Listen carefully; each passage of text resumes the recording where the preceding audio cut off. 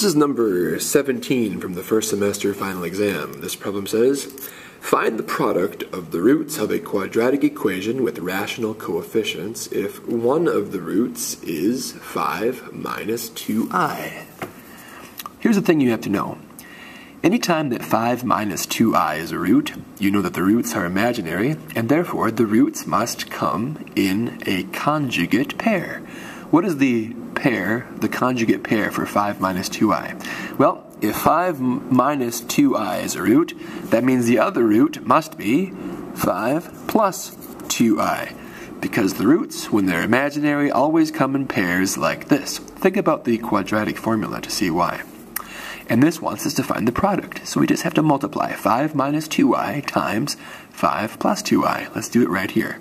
So we have 5 minus 2i times 5 plus 2i. We're going to distribute to see what we get. 5 times 5 gives us 25. Now 5 times 2i, that would be plus 10i. Now we distribute this negative 2i. Negative 2i times 5 is negative 10i. And negative 2i times 2i, that would be negative 4i squared. I'm not simplifying as much as I can so that you can see where it all comes from. So this is 25 and 10i minus 10i, those go away, and that has to always happen whenever you multiply two conjugates together. So 25 minus 4i squared. Let's simplify this part now.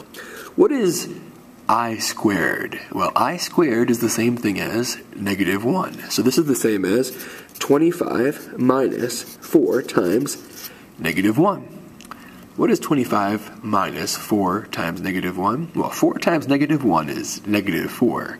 And 25 minus a negative 4 is the same thing as 25 plus 4. 25 plus 4 is 29. And so the answer to the question is 29.